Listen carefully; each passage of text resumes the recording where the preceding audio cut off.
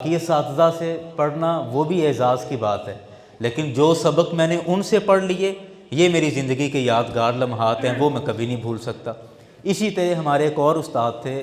استاد غلام فرید سعیدی صاحب رحمۃ اللہ علیہ، اور ان سے ہم نے شرح عقائد نصفی پڑھی، علامہ عماد الدین نصفی کی بڑی مشہور کتاب ہے، اور شرح ملا جامی ان سے پڑھی، یہ گرامر کی کتاب ہے۔ اب اس سال 2011 کی بات ہے، جب ہم ان سے یہ کتابیں پڑھ رہے تھے تو ان کو پڑھاتے ہوئے 47واں سال تھا، یعنی یوں کہہ لے کہ پڑھاتے ہوئے تقریباً آدھی صدی گزر گئی تھی ان کو، اتنے پرانے استاد۔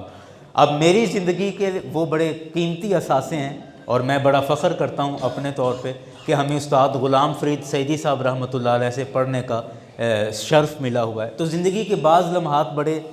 گولڈن، سنہری اور بڑے قیمتی ہوتے ہیں۔ امام اعظم ابو حنیفہ رحمۃ اللہ علیہ سے کسی نے پوچھا کہ حضرت آپ کی عمر کتنی ہے؟ تو آپ نے کہا میری عمر 2 سال ہے۔ تو اب سننے والے نے کہا کہ آپ مذاق کرتے ہیں، اور میں نے تو ویسے سنجیدگی سے پوچھا کہ آپ کی عمر مبارک کتنی؟ تو امام اعظم ابو حنیفہ رحمۃ اللہ علیہ نے کہا کہ میں نے مذاق نہیں کیا، میں صحیح کہہ رہا ہوں کہ میری زندگی صرف 2 سال ہے۔ تو کہا یہ 2 سال آپ کیوں کہہ رہے ہیں؟ کہنے لگے کہ 2 سال میں اس وجہ سے کہہ رہا ہوں کہ میں نے 2 سال امام جعفر صادق سے علم حاصل کیا ہے، اور میں اپنی زندگی سمجھتا ہی صرف ان لمحوں کو ہوں جو لمحے امام جعفر صادق کی بارگاہ میں میرے گزر گئے ہیں۔ تو اس لیے میں کہتا ہوں میری زندگی بس 2 سال ہی ہے، باقی تو بس ایسے میں نے ضائع کی۔ 2 سال ہی زندگی تھی جو امام جعفر صادق رضی اللہ عنہ آپ کی بارگاہ میں میرے گزر گئے۔ اسی طرح آپ کا وصال 150 ہجری میں آپ کا وصال ہوا، اور 80 سے 50 تقریباً 70 سال کی عمر مبارک آپ کی ہوئی، اور 150 ہجری میں آپ کا انتقال ہو گیا۔ یاران گرامی، یہ تھوڑا سا بنیادی سا خاکہ تھا امام اعظم ابو حنیفہ رحمۃ اللہ علیہ کا، اور ان کا صحیح نام نعمان بن ثابت ہے، اور ابو حنیفہ ان کی کنیت ہے۔ اور ابو حنیفہ اس وجہ سے کہتے ہیں کہ دین حنیف اسلام کا ایک نام ہے، دین اسلام کا ایک نام دین حنیف بھی ہے، یعنی سیدھا دین۔ دین حنیف کا مطلب ہے سیدھا دین۔ تو دین کی جس طرح تشریح امام اعظم نے کی، اور جیسے دین امام اعظم نے لوگوں کو سمجھا دیا، تو اس خدمت کی بدولت ان کو ابو حنیفہ یعنی سیدھے دین والا ابو حنیفہ ان کو کہا جاتا ہے۔ تو ابو حنیفہ نعمان بن ثابت امام اعظم رحمۃ اللہ علیہ، اور انہی کی نسبت سے ہم سب حنفی کہلاتے ہیں۔ حنفی ہم سب کہلاتے ہیں، ہمارا فقہ میں جو ہم پیروی کرتے ہیں امام اعظم کی، تو وہ حنفی ہم سب کہلاتے ہیں، بلکہ اہل دیوبند بھی سارے حنفی کہلاتے ہیں۔ تو ہم سب فقہ میں امام اعظم ابو حنیفہ رحمۃ اللہ علیہ کے مقلد ہیں۔ فقہ کے 4 امام ہیں، امام مالک رحمۃ اللہ علیہ، امام اعظم ابو حنیفہ رحمۃ اللہ علیہ، اور امام شافعی رحمۃ اللہ علیہ، اور امام احمد بن حنبل رحمۃ اللہ علیہ۔ اور ان 4 اماموں میں سب سے زیادہ جو پیروی کی جاتی ہے وہ امام اعظم ابو حنیفہ رحمۃ اللہ علیہ کی جاتی ہے۔ یہ ایسا نہیں کہ یہ صرف پاکستان یا ہندوستان میں ایسا چل رہا ہے، نہیں، پوری دنیا کے اندر۔ آپ مصر میں چلے جائیں، ترکی میں خاص طور پہ آپ چلے جائیں، بڑے بڑے اسلامی ممالک میں سب سے زیادہ آپ کو پیروکار امام اعظم ابو حنیفہ رحمۃ اللہ علیہ کے ملیں گے، اور حنفی مذہب یا حنفی فقہ کے ماننے والے سب سے زیادہ ملیں گے۔ اب امام اعظم ابو حنیفہ رحمۃ اللہ علیہ کا چھوٹا سا تعارف تو میں نے عرض کر دیا۔ اب آئیں جو میں نے قرآن مجید سے 2 آیتیں پڑھی ہیں، اور ان آیتوں پر امام اعظم ابو حنیفہ رحمۃ اللہ علیہ کی شخصیت کو پرکھتے ہیں۔ امام اعظم ابو حنیفہ رحمۃ اللہ علیہ نے امت کی اصلاح کرنے میں اور امت کو فساد سے بچانے میں جتنی کوششیں کی ہیں وہ سونے کے قلم سے لکھنے کے لائق ہیں۔ امت کو فساد سے بچانا اور امت کو اصلاح کی طرف لے کر آنا، یہ وہ خاصہ ہے جو خاصہ اللہ تعالیٰ نے اپنے پیغمبروں کو عطا فرمایا۔ اور اللہ کے نبیوں کا بھی بنیادی مقصد، ان کی تشریف آوری اور ان کی بعثت کا بنیادی مقصد کیا تھا کہ امت کو گمراہی اور فساد سے بچا کر ہدایت اور اصلاح کی طرف لے کر آنا، یہ انبیاء کا خاصہ ہے۔ اور ظاہری بات ہے کہ نبی کریم صلی اللہ علیہ وسلم کے بعد کوئی نبی نہیں آئیں گے، اور یہ جو نبوت والی ذمہ داریاں ہیں یہ اللہ نے اپنے پسندیدہ بندوں کو عطا فرما دی۔ کریم آقا صلی اللہ علیہ وسلم کے بعد قیامت تک یہ ذمہ داریاں اللہ کے پسندیدہ بندوں کے ذمے رہیں گی، اور وہ کیا کہ امت کو فساد سے بچانا ہے اور امت کو اصلاح کی طرف لے کر آنا ہے، گمراہی سے بچانا ہے اور ہدایت کی طرف لے کر آنا ہے، اور یہ بنیادی جز ہے۔ اب آپ دیکھیں اللہ کریم نے سورہ الاعراف میں، قرآن مجید میں، سورہ الاعراف غالباً 8 نمبر سورت ہے قرآن مجید کی، اللہ کریم نے ارشاد فرمایا کہ ان اللہ لا یضیع اجر المصلحین، کہ بے شک اللہ اصلاح کرنے والوں کے اجر کو ضائع نہیں فرماتا۔ کہ جو بندہ لوگوں کی اصلاح میں لگ جائے، لوگوں کی اصلاح میں لگ جائے، ان کی ہدایت میں لگ جائے، ان کو سیدھے رستے پر لانے میں لگ جائے، بھلے وہ ان کے عمل کی اصلاح ہو، ان کے نظریے اور عقیدے کی اصلاح ہو، وہ ان کے اعمال کی اصلاح ہو، وہ ان کے معاشرتی اصلاح ہو، اقتصادی اصلاح ہو، کسی بھی نوعیت کی ہو، جو بندہ امت کی اصلاح میں لگ جائے، ان کو سیدھے رستے پر لانے میں لگ جائے، میرے کریم رب نے فرمایا کہ اللہ ایسے بندے کے اجر کو ضائع نہیں کرتا، یعنی ایسے بندے کو ضرور اجر ملتا ہے۔ اور دوسرا اس کے برعکس، اس کے الٹ اللہ کریم نے ارشاد فرمایا کہ اصلاح کا الٹ کیا ہے؟ فساد۔ اصلاح کا الٹ کیا ہے؟ فساد۔ اب جو بندہ لوگوں میں فساد برپا کرتا ہے، اپنی گفتگو کے ذریعے لوگوں میں زہر اگلتا ہے، نفرتیں بھرتا ہے، اور معاشرے کو دو ٹکڑے کر کے رکھ دیتا ہے، اور معاشرے کو ایک نئے فتنے میں ڈال دیتا ہے اور فساد میں ڈال دیتا ہے، رب کائنات نے فرمایا ان اللہ لا یحب المفسدین، بے شک اللہ فساد کرنے والوں کو پسند نہیں کرتا ہے۔ یعنی وہ بندہ اللہ کا پسندیدہ بندہ نہیں ہے، وہ بندہ اللہ کا ناپسندیدہ بندہ ہے جو لوگوں کو فتنے اور فساد کی طرف لے جائے۔ اور قرآن مجید میں ایک اور مقام پر رب کائنات نے ارشاد فرمایا کہ یہ جو فتنہ ہے، فرمایا کہ الفتنۃ اشد من القتل، کہ فتنہ، لوگوں میں فتنہ فساد برپا کرنا، فرمایا اشد من القتل، یہ قتل کرنے سے بھی زیادہ سخت ہے، قتل کرنے سے بھی زیادہ سنگین جرم ہے لوگوں کے اندر فتنہ اور فساد برپا کرنا۔ یاران گرامی، ہم دیکھیں کہ ہماری گفتگو، ہمارا اٹھنا بیٹھنا، ہمارا بول چال، ہمارا لوگوں سے ملنا جلنا، یہ لوگوں میں اصلاح کا باعث بن رہا ہے یا لوگوں میں فتنے کا باعث بن رہا ہے؟ اب آپ دیکھیں ہمارے ہاں اکثر کیا ہوتا ہے کہ جب کسی معاملے میں کوئی جھگڑا ہو جائے، کوئی لڑائی ہو جائے، تو ہم سب سے پہلے دیکھتے ہیں کہ ہمارا تعلق کس پارٹی کے ساتھ ہے، ادھر والے کے ساتھ ہمارا تعلق ہے یا ادھر والے کے ساتھ۔ اب جس دھڑے کے ساتھ ہمارا تعلق ہے ہم اس دھڑے کے ساتھ تل جاتے ہیں، اس دھڑے کے ساتھ جڑ جاتے ہیں، تل جاتے ہیں، اور اس میں پارٹی بن کے مکمل ہم دشمنی اور فساد میں پورا حصہ لیتے ہیں، اور ہمارے ذہن میں یہ بات ہوتی ہے کہ ایک پارٹی کو مل کے ہم اس کو شے دے رہے ہوتے ہیں کہ آپ بس پکڑ لو اس کو، آپ تھانے چلے جاؤ، آپ کیس کر دو اس پر، میں آپ کے ساتھ ہوں، دیکھی جائے گی جو ہو جائے گا، تیرا بھائی ساتھ ہے، پریشان نہیں ہونا، فکر نہیں کرنی۔ حالانکہ رب کائنات نے فرمایا کہ الفتنۃ اشد من القتل، کہ اگر دو لوگ آپس میں لڑ گئے، جھگڑا کر لیا، تو تیسرے بندے کا حق یہ ہے کہ ان میں صلح کرا دے، ان میں ثالث بن جائے، ان میں حکم بن جائے، نہ کہ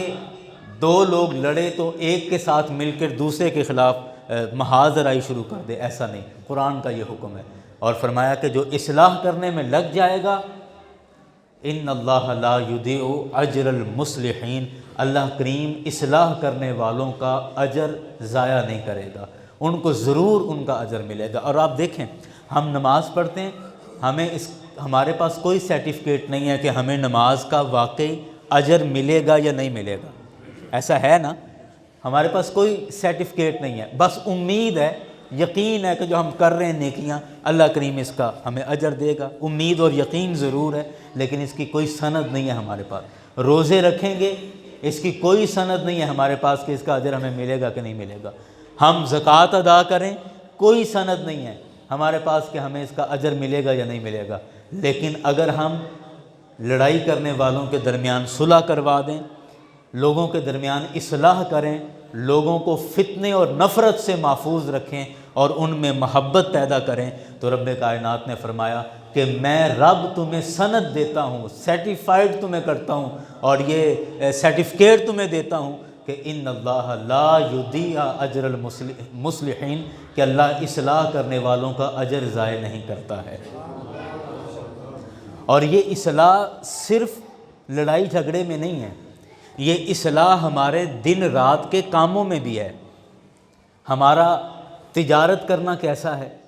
اس میں بھی ہمیں اصلاح کی ضرورت ہے۔ ہم اگر نوکری پیشہ افراد ہیں، ہم نوکری کس طرح کر رہے ہیں، ملازمت کیسے کرتے ہیں، ملازمت میں بھی ہمارے لیے اصلاح ہے۔ ہم اگر تدریس کرتے ہیں تو تدریس میں بھی ہمارے لیے اصلاح، دنیا کے ہر شعبے کو اصلاح کی ضرورت ہے، اور اس میں اصلاح کی گنجائش باقی ہے۔ میں ایک صرف مثال دیتا ہوں، ہمارے یہاں اکثر چونکہ دکاندار اور تاجر لوگ زیادہ ہیں، تو میں اس لیے تجارت کی ایک مثال دے دوں کہ امام اعظم ابو حنیفہ رحمۃ اللہ علیہ کی زندگی کو بھی میں اس کے ساتھ جوڑوں گا۔ تجارت کے حوالے سے پوری تاریخ اسلام میں جو سب سے بڑا نام آتا ہے، وہ نام تجارت کی دنیا میں، کاروبار کی دنیا میں، وہ حضرت عبد الرحمن بن عوف رضی اللہ تعالی عنہ، آپ کا سب سے بڑا نام ہے، اور آپ کے حوالے سے اکثر جمعے کی تقریر میں بات ہو جاتی ہے۔ حضرت عبد الرحمن بن عوف مدینہ کے سب سے کامیاب اور سب سے امیر تاجر تھے، اور یہ ایسے تاجر نہیں تھے کہ خاندانی رئیس آدمی تھے، نہیں، جب یہ مدینہ شریف آئے تو چند سیر ان کے پاس پنیر تھا یا گھی تھا، اور وہ چند سیر ان کے پاس تھا، ان چند سیر گھی سے انہوں نے اپنی تجارت کا آغاز کیا۔ اور جب مدینہ شریف میں آئے ہجرت کر کے، مکے سے آئے نا یہ ہجرت کر کے، تو رسول اکرم صلی اللہ علیہ وسلم نے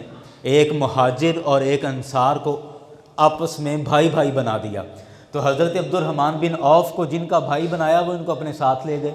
اور لے جا کر اپنے گھر جا کے کہتے ہیں جی عبد الرحمن بن عوف کو، کہتے ہیں جی یہ میرا گھر ہے،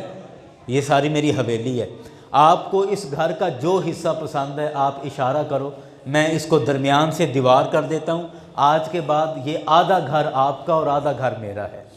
چونکہ آپ کو اللہ کے نبی نے میرا بھائی بنایا ہے، تو میں اپنی ساری جائیداد میں آپ کو برابر کا حصہ دوں گا۔ پھر آپ اپنے باغ میں لے گئے اور باغ میں کہا کہ یہ یہاں سے لے کے وہ وہاں تک میرا باغ ہے، اور اس باغ کا جو حصہ آپ کو پسند ہے آپ اشارہ کریں، میں آج سے اس باغ کو 2 حصوں میں کرتا ہوں، ایک حصہ میرے پاس رہے گا اور دوسرا حصہ آپ کے پاس رہے گا۔ پھر آپ اپنے دوسرے کھیتوں میں لے گئے، وہاں بھی اس طرح کیا۔ جب ساری آفریں کروا دیں تو حضرت عبد الرحمن بن عوف،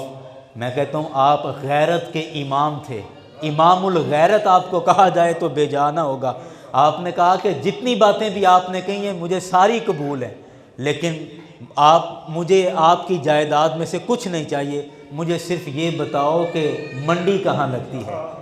مارکیٹ کہاں لگتی ہے، اور میں وہاں تجارت کروں گا، میں کام کروں گا، محنت کروں گا، اور میں اپنے پیروں پہ کھڑا ہوں گا۔ اور وہ چند سیر پنیر آپ کے پاس تھا، آپ نے وہ خریدا، اس کے عوض کچھ وہ بیچا، اس کے عوض کچھ خریدا، یوں آپ نے اپنی تجارت شروع کی، اور چند مہینوں میں آپ مدینے کے سب سے امیر تاجر بن گئے،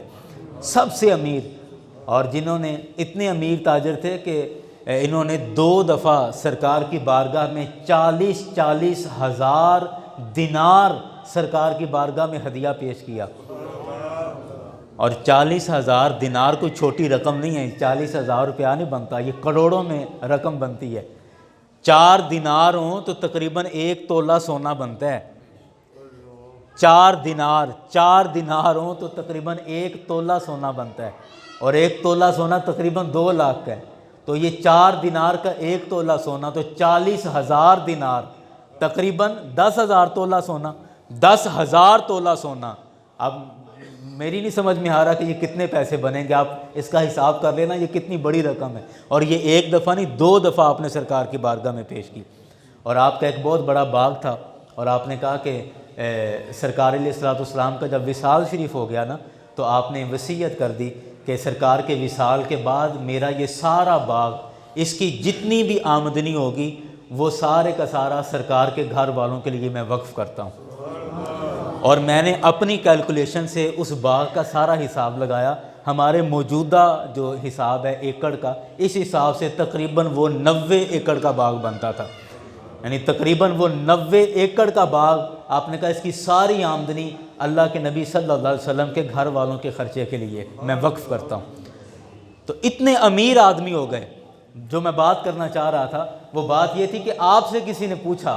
کہ اے عبد الرحمن، آپ دنوں میں امیر ہوئے ہیں، اور اتنے امیر ہو گئے کہ حضرت عثمان غنی بھی آپ سے پیچھے رہ گئے تجارت کے اندر، اتنے امیر آدمی بن گئے، تو آپ اتنے کامیاب تاجر کیسے بن گئے؟ آپ کن اصولوں پر تجارت کرتے ہیں اور کن اصولوں پر آپ چیزیں خریدتے اور بیچتے ہیں؟ اس کی کچھ وضاحت فرما دیں۔ حضرت عبد الرحمن بن عوف نے کہا کہ میری ساری تجارت صرف 4 اصولوں پر ہے، ان 4 اصولوں پر میں تجارت کرتا ہوں، اور اللہ نے مجھے اتنی برکت دی ہے کہ سارا وہ بتانے کی ضرورت نہیں، وہ سب کچھ آپ کے سامنے۔ عرض کی بتائیں کون سے 4 اصول ہیں؟ آپ نے پہلا اصول فرمایا کہ میں نے کبھی مارکیٹ سے ادھار سامان نہیں خریدا، کبھی مارکیٹ سے ادھار سامان نہیں لے کر آیا۔ ہمارے ہاں ہوتا ہے نا پرچون کا، یہ 1,00,000 2,00,000 3,00,000 کا اٹھا لیا، اب جیسے جیسے بکے گا تو پھر واپس کرتے جائیں گے۔ تو انہوں نے کہا کہ میں نے کبھی مارکیٹ سے ادھار سامان نہیں خریدا، جتنے بھی میرے پاس پیسے ہوں میں نقد خرید کے لاتا ہوں۔ دوسرا اصول آپ نے کہا کہ میں نے کبھی ادھار سامان بیچا بھی نہیں ہے، کبھی ادھار سامان نہیں بیچا۔ تو وہ صحابی جو آپ کی بات سن رہے تھے انہوں نے کہا کہ یہ تو آپ زیادتی کرتے ہیں نا۔ تو سرکار علیہ الصلوۃ والسلام نے فرمایا کہ کمزور خریدار پر نرمی کرو،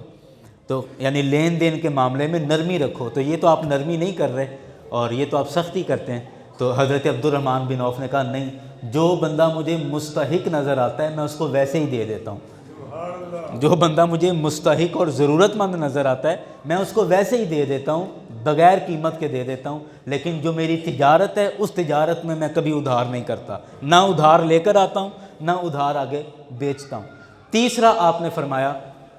فرمایا کہ میں کبھی بھی مال کو زیادہ بچت کے لیے جمع نہیں کرتا، سٹاک نہیں کرتا، ذخیرہ اندوزی نہیں کرتا۔ تھوڑی قیمت بھی مجھے ملے، یعنی تھوڑا منافع بھی مجھے ملے تو میں مال نکال دیتا ہوں اور نیا سامان لا کے رکھ لیتا ہوں، کبھی بھی زیادہ قیمت کے چکروں میں نے مال روکا نہیں ہے۔ تیسرا میرا اصول ہمیشہ یہ رہا، ہمیشہ میں بیچ دیتا ہوں، تھوڑا بھی منافع ملے تو میں نکال دیتا ہوں۔ چوتھا اصول آپ نے بیان فرمایا، آپ نے فرمایا کہ میں ہمیشہ اپنے مال کا عیب بتا کر بیچتا ہوں،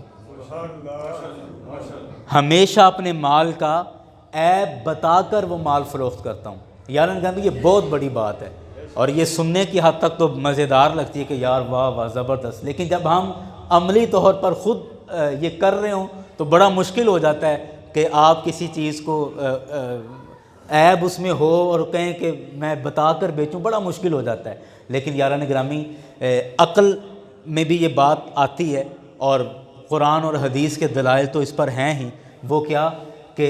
مال کا عیب اگر بتا کر مال بیچا جائے تو آپ 100% یقین کر لیں کہ اللہ تعالیٰ آپ کے مال میں آپ کو برکت عطا کرے گا۔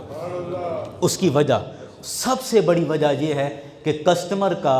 گاہک کا اعتماد آپ پر بحال ہو جائے گا۔ جب گاہک کا اعتماد آپ پر بحال ہو تو پھر وہ آپ سے ایک چیز نہیں خریدے گا، پھر 20 چیزیں خریدے گا، اور آپ کی پرافٹ کا جو مارجن یا جو تعداد ہے، منافع کی تعداد، وہ زیادہ ہو جائے گی۔ اور اگر آپ عیب دار چیز ڈھانپ چھپا کے، عیب چھپا کر بیچ دیں گے تو وہ ایک دفعہ بکے گی، دوبارہ نہیں بکے گی، اور اس سے آپ کا کسٹمر، آپ کا گاہک خراب ہوگا۔ یہ تو عقلاً بات ہے۔ اور رسول اکرم صلی اللہ علیہ وسلم کی حدیث پاک ہے، ابن ماجہ شریف کے اندر یہ حدیث پاک موجود ہے کہ میرے کریم آقا صلی اللہ علیہ وسلم نے ارشاد فرمایا کہ جس نے عیب دار مال جان بوجھ کر چھپا کے بیچا، کیونکہ بعض دفعہ عیب کا خود کو بھی نہیں پتہ ہوتا، لیکن عیب کا پتہ تھا اور اس کو چھپا کر اور لپیٹ کے ایسے چھپا کر اس کو بیچ دیا۔ اپنا عیب والا مال بغیر بتائے جس نے بیچا، میرے کریم آقا صلی اللہ علیہ وسلم نے فرمایا اللہ تعالیٰ ایسے بندے سے نفرت کرتا ہے، اور دوسرا فرمایا کہ اللہ کے فرشتے ایسے بندے پر لعنت کرتے ہیں۔ یہ دو باتیں ابن ماجہ کی روایت ہے، میرے کریم آقا نے فرمایا کہ جو بندہ عیب دار مال بیچتا ہے دھوکے میں لا کر، تو فرمایا کہ اللہ اسے نفرت کرتا ہے اور اللہ کے فرشتے اس پر لعنت کرتے ہیں۔ تو اب اسی ضمن میں آخر میں امام اعظم ابو حنیفہ رحمۃ اللہ علیہ کی بات کروں کہ امام اعظم ابو حنیفہ رحمۃ اللہ علیہ آپ کپڑے کی تجارت کرتے تھے، خود نہیں کرتے تھے، آپ نے بس خود سپرویژن کرتے تھے اور باقی آپ نے بندے رکھے ہوئے تھے، وہ کپڑے کا کام کرتے تھے، اور بہت بڑے پیمانے پر آپ کپڑا خود بھی بناتے تھے، اپنی جو بھی اس دور میں طریقہ تھا کپڑا بنانے کا، اپنی آپ کی فیکٹری تھی، فرم تھی، کپڑا بناتے تھے اور آگے بیچتے تھے۔ اور ایک دفعہ آپ کا کچھ کپڑا تیار ہوا اور وہ کپڑا معیار میں کچھ اچھا نہیں تھا، اس میں کہیں کہیں عیب موجود تھے، داغ موجود تھے، تو آپ نے اپنے وکیل کو، وکیل سے مراد وہ بندہ جو آپ نے آگے بیچنے کے لیے رکھا تھا، اس کو کہا کہ اس کپڑے میں فلاں جگہ پر اس طرح عیب موجود ہے، اور جب یہ کپڑا بیچو تو یہ عیب بتا کر بیچنا۔ انہوں نے کہا جی ٹھیک ہے، لیکن اب وہ جب مارکیٹ گئے، منڈی گئے، تو جو بھی ہوا نتیجہ یہ کہ انہوں نے وہ کپڑا ایسے ہی چھپا کے بیچ دیا، عیب نہیں بتایا۔ بعد میں جب ان کو یاد آیا کہ وہ فلاں تھان تھا، اس میں تو کپڑا تھوڑا خراب بھی تھا اور وہ تو میں نے ایسے ہی نکال دیا، جبکہ مجھے امام اعظم ابو حنیفہ رحمۃ اللہ علیہ نے فرمایا بھی تھا کہ عیب اس کا بتا کے پھر بیچنا۔ تو اب وہ سوچ میں پڑ گئے کہ اب میں کیا کروں، اب جس بندے کو بیچا ہے اب وہ بھی چلا گیا، پتہ نہیں اب وہ کون تھا۔ تو اب جیسے یہ واپس آئے تو بڑی پریشانی میں آ کے انہوں نے امام اعظم ابو حنیفہ رحمۃ اللہ علیہ کو بتایا کہ حضور وہ جو ایک تھان جس میں کپڑا خراب تھا، اور آپ نے مجھے نصیحت بھی کی تھی کہ یہ بتا کے بیچنا، لیکن وہ میں ایسے ہی میں نے بیچ دیا، مجھے یاد نہیں رہا۔ تو امام صاحب نے کہا کہ یہ تو نے غلط کیا، جب میں نے کہا بھی تھا کہ جی حضور بس مجھے پتہ نہیں چلا۔ آپ نے کہا کہ کتنے کا وہ تھان بیچا، انہوں نے بتایا جی اتنے پیسوں کا بیچا۔ تو امام اعظم ابو حنیفہ رحمۃ اللہ علیہ نے فرمایا کہ اب اس پورے تھان کے پیسے اللہ کی راہ میں صدقہ کر دو، یعنی اب یہ پیسے میں اپنی ذات پر خرچ نہیں کروں گا، اپنے بچوں پر خرچ نہیں کروں گا، اب اس میں سے پتہ نہیں اب کتنے پیسے صحیح ہیں اور کتنے غلط ہیں۔ آپ نے کہا یہ سارے پیسے اللہ کی راہ میں صدقہ کر دو۔ اسی طرح ایک بوڑھی اماں آپ کے پاس آئی اور آ کے کہتی ہے جی میں نابینا ہوں اور مجھے کم نظر آتا ہے، اور مجھے کوئی کپڑا دکھائیں، لیکن میں کپڑا محسوس کر سکتی ہوں، مجھے کپڑے کی پہچان ہے۔ تو آپ نے ان کو کپڑا دکھایا، اب جو کپڑا اس کو پسند آیا تو اماں نے ایک جملہ بولا، بڑا خوبصورت جملہ۔ اماں نے کہا کہ آپ مجھے دیانتداری کے ساتھ جتنے میں یہ آپ کو پڑا ہے مجھے اتنے میں دے دیں۔ جب یہ بات انہوں نے کہی تو امام صاحب نے کہا کہ ٹھیک ہے اماں، یہ 4 درہم کا کپڑا آپ لے جاؤ، 4 درہم کا۔ تو اماں نے کہا کہ آپ نوجوان ہو، میں بوڑھی ہو گئی ہوں اور آپ مجھ سے مذاق کرتے ہیں، مجھے کپڑے کی پہچان ہے، یہ کپڑا اتنے کا تو نہیں، تو آپ مجھ سے مذاق کرتے ہو کہ 4 درہم کا لے جاؤ۔ تو امام اعظم ابو حنیفہ رحمۃ اللہ علیہ نے کہا کہ نہیں اماں، جب آپ نے مجھے کہہ دیا کہ دیانتداری کے ساتھ جتنے کا آپ کو پڑا ہے اتنے میں دے دو، تو اب دیانتداری کے ساتھ میں بتا رہا ہوں، مجھے صرف 4 درہم کا پڑا ہے، 4 درہم میں آپ لے جاؤ، اور وہ دعائیں دیتی ہوئی آپ کو چلے گی۔ یاران گرامی، بس بات ختم کرتے ہیں کہ ایک وقت تھا کہ مسلمان ہونا ہی ایک بہت بڑا برانڈ تھا۔ آج ہم بڑے برانڈ کانشیس ہیں، بڑے بڑے برانڈ سے چیزیں خریدنا ہم پسند کرتے ہیں، وہ چیزیں عام طور پہ ہمیں سستی بھی ملے تو ہم کہتے ہیں نہیں مجھے فلاں برانڈ کا پہننا ہے، جوتا ہے تو فلاں برانڈ کا، مجھے ویسٹ کوٹ پہننی ہے فلاں برانڈ کی، گھڑی لینی ہے فلاں برانڈ کی۔ کیوں لیتے ہیں؟ وہ مہنگی چیزیں، وہ 10,000 کی چیز ہمیں 40 ہزار میں ملتی ہے، ہم پھر بھی لے لیتے ہیں، کیوں؟ یہ برانڈ کی ہے۔ وجہ کیا؟ اس برانڈ پر اعتماد ہے کہ یہ بندہ 2 نمبر چیز نہیں دے گا۔ میں کہتا ہوں آج ہم برانڈز پر ہزاروں لاکھوں روپیہ خرچ کرتے ہیں برانڈ پہننے کے لیے، اور ایک دور تھا کہ مسلمان ہونا برانڈ تھا، مسلمان ہونا ایک از خود ایک برانڈ تھا، کہ لوگ ایک مارکیٹ میں جاتے ہیں، وہاں ہندوؤں کی دکانیں بھی ہیں، وہاں یہودیوں کی دکانیں ہیں، عیسائیوں کی بھی ہیں، مسلمانوں کی بھی ہیں، تو لوگ ترجیح دیتے تھے کہ کسی مسلمان کی دکان سے چیز خریدو۔ کسی مسلمان کی دکان سے چیز خریدو، کیونکہ مسلمان جھوٹ نہیں بولتا ہے، مسلمان دھوکہ نہیں دیتا، مسلمان فراڈ نہیں کرتا، وہ چیز کا عیب بتا کر بیچتا ہے، مسلمان زیادہ منافع خور نہیں ہوتا۔ یہ ایک برانڈ تھا، اسلام ایک برانڈ تھا، اور لوگ ساری دکانیں چھوڑ کر صرف اس وجہ سے سامان خریدتے تھے کہ یہ ایک مسلمان کی دکان ہے۔ لیکن یاران گرامی، سوال یہ ہے کہ وہ برانڈ کہاں گیا؟ ہم نے اپنی ہٹ دھرمیوں اور ہم نے اپنی چلاکیوں سے وہ سارے برانڈ کا ستیہ ناش کر دیا ہے۔ آج ہمارا مسلمان ہونا اور ہمارا اسلام، یقین کریں کئی جملے اتنے سخت ہیں کہ شاید آپ بھی ناراض ہو جائیں گے، کہ کئی ایسے غیر مسلم ہیں کہ جنہوں نے یہ بیان دیے، انہوں نے کہا کہ جب ہم اسلام کو کتابوں میں پڑھتے ہیں تو دل کرتا ہے کہ مسلمان ہو جائیں، لیکن جب مسلمانوں کو دیکھتے ہیں تو پھر دل کرتا ہے نہیں، ہم جہاں ہیں وہیں ٹھیک ہیں، اگر ایسے مسلمان ہیں تو پھر جس مذہب میں ہم ہیں ویسے ہی ٹھیک ہیں۔ یاران گرامی، آج ہم لوگوں کے اسلام قبول کرنے میں رکاوٹ ہیں اپنے اعمال کی وجہ سے، اپنی حرکتوں کی وجہ سے۔ اس لیے آج کی ساری گفتگو کا خلاصہ یہ ہے کہ ہمیں اپنے اعمال کی اصلاح کرنی ہوگی، ہمیں اپنے اعمال کی اصلاح کرنی ہوگی۔ اگر ہم تجارت کرتے ہیں، دکاندار ہیں، تو ہمیں اس حساب سے، اگر ہم ملازمت کرتے ہیں، ہم تدریس کرتے ہیں، دنیا کے کسی بھی شعبے سے ہمارا تعلق ہے، تو ہمیں اپنے اعمال کی اصلاح کرنی ہوگی، اپنے آپ کو درست کرنا ہوگا، اور پھر وہ چمکتا ہوا ماضی ہمارا واپس لوٹ کر آ سکتا ہے، کہ جس ماضی کے متعلق اقبال نے بھی بڑی باتیں کہی ہیں کہ کبھی ہے نوجوان مسلم تدبر بھی کیا تو نے، وہ کیا گردوں تھا جس کا ہے تو ایک ٹوٹا ہوا تارا، تجھے اس قوم نے پالا ہے آغوش محبت میں، کچل ڈالا تھا جس نے پاؤں میں تاج سر دارا، وہ علم و فن کے موتی کتابیں اپنے آبا کی، جو دیکھیں ان کو یورپ میں تو دل ہوتا ہے سی پارا۔ تو یاران گرامی، اللہ کرے کہ ہم اپنے اعمال کی اصلاح کر سکیں، اپنے عبادات کی اصلاح کر سکیں، اور اپنے نظریات کی اصلاح کر سکیں۔ اللہ کریم ہم سب کو عمل کی توفیق عطا فرمائے۔ وما علینا الا البلاغ۔